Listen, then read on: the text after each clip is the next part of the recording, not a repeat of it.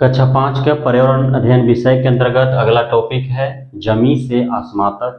कल हमने जो टॉपिक पढ़ा था वह था पृथ्वी से अंतरिक्ष तक। आज हम लोग जो है जमी से आसमां तक टॉपिक के अंतर्गत हम लोग कुछ प्रश्नों के माध्यम से जानेंगे कि इस टॉपिक में हमें क्या पढ़ना है और क्या जानना है ना। पहला प्रश्न है, अंतरिक्ष से देखने पर पृथ्वी पर क्या क्या दिखता है? समुद्र और जमीन। कोई देश, कोई राज्य नहीं, कोई रेखा, कोई लाइन नहीं। ग्लोब या मानचित्र में लाइनें खींची रहती हैं। क्या अंतरिक्ष से पृथ्वी पर उन लाइनों को देखा जा सकता है? नहीं देखा जा सकता है, क्योंकि ग्लोब और मानचित्र पर जो खींची लाइनें हैं वो काल्पनिक होती हैं, वास्तविक नहीं है। देश का बंटवारा हमने किया है, प्रकृति ने नहीं किया है। पूर्णमासी को चांद कैसा दिखता है? पूर्णमासी को चंद्रमा गोल दिखता है। चांद से जुड़े कौन कौन से त्योहार मनाए जाते हैं? करवा चौथ, गुरु पूर्णिमा, ईद जैसे पर्व चांद से जुड़े हुए हैं। आसमान में कुछ चीजें चलती हुई दिखती हैं, वह क्या होता है? उपग्रह होता है, खगोलीय पिंड होता है। जिसका इस्तेमाल टीवी के लिए, टेलीफोन या मौसम की जानकारी के लिए करते हैं, वह क्या होता है? वह होता है कृत्रिम उपग्रह। दिन में हमें चांद तारे आसानी से क्यों नहीं दिखते? सूर्य के प्रकाश की रोशनी उन्हें छुपा देता है, इसलिए हम नहीं देख पाते हैं। आसमान में कितने तारे?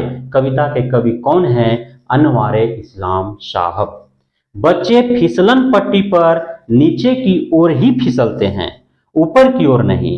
क्या अंतरिक्ष में भी इस प्रकार के फिसलन पर ऐसे ही फिसल सकेंगे? नहीं फिसल सकेंगे, क्योंकि अंतरिक्ष में कोई भी चीज टिकता नहीं है, सारे चीज उड़ते हुए तैरते हुए रहते हैं, इसलिए हम उस पर फिसल नहीं सकते हैं। आसमान में अक्सर जो टिमटिमाते नजर आते हैं वह क्या होता है? तो वह तारे होते हैं। आसमान में कोई चमकती चीज अगर तेज गति से चलती दिखे, वह क्या होता है? वह उपग्रह होता है। टूटता तारा जो पृथ्वी के वायुमंडल में आते ही जल जाता है, क्या कहलाता है? उल्कापिंड। किस अंतरिक्ष यात्री से सुनीता विलियम्स प्रभावित हुई थी? Neil Armstrong. चांद पर उतरने वाले पहले व्यक्ति कौन थे? Neil Armstrong. नील आर्मस्ट्रांग चांद पर कब गए थे? 1969 ईस्वी में।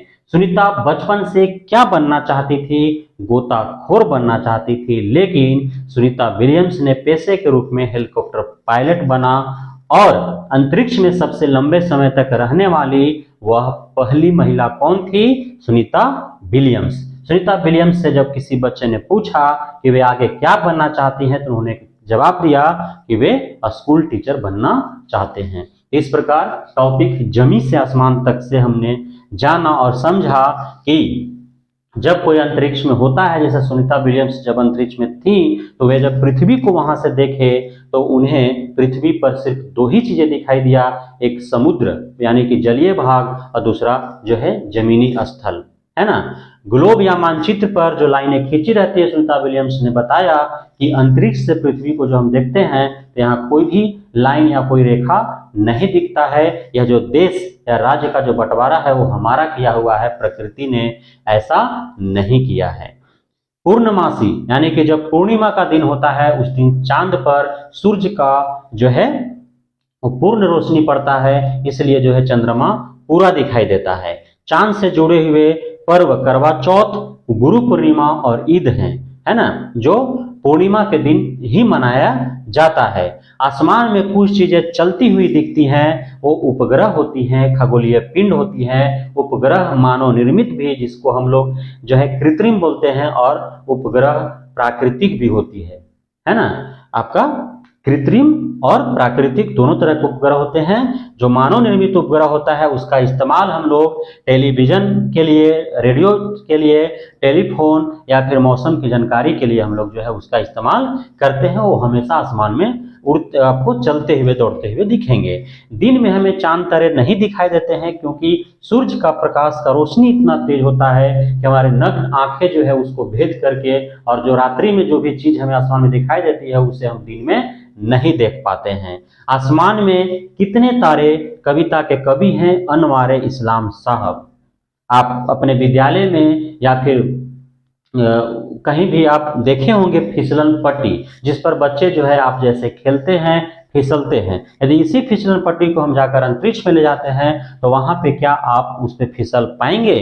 तो आपको जो है सुनीता विलियम्स ने बताया कि वहां पे कोई भी चीज अस्थायी रूप से टिक नहीं पाता है, सारे चीज उड़ते हुए नजर आते हैं, खाने का चीज, पीने का चीज, है ना, वो सारे चीज उड़ते हुए, यहाँ तक कि जो मानव खुद सुनीता विलियम्स वहां पे जो है वो टिक नहीं पा रही थी, जो है तैर रही थी। तो फिसलन पट्टी पर हम कैसे फिसल सकते हैं? नहीं फिसल सकते हैं।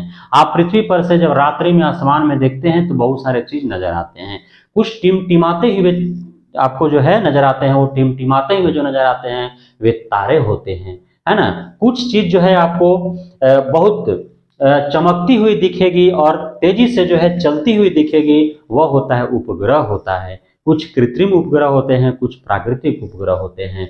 अब कभी कभी आप आसमान में देखेंगे तो आपको टूटता हुआ तारा नजर आता है, जिससे हम जो है अपनी कुछ मनोकामना पूर्ण होने का मांग करते हैं, ऐसा दंत कथा है। तो वह जो टूटता हुआ तारा जो है वह पृथ्वी के वायुमंडल में आते ही घर्षण से जल जाता है, तो वह उल्का पिंड कहलाता है ना।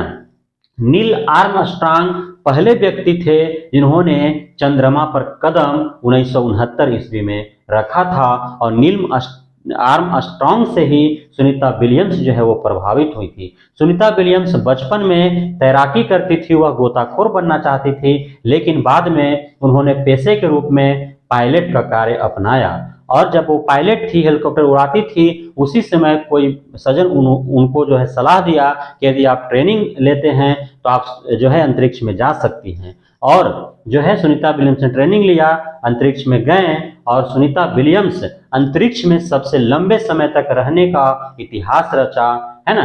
सुनीता विलियम्स जब अंतरिक्ष से आई तो वे विद्यालय में गए, बच्चों से मिला, और एक बच्चा ने उनसे पूछा कि अब आगे आप क्या बनना चाहेंगे, उन्होंने बताया कि स्कूल टीचर बनना चाहेंगे।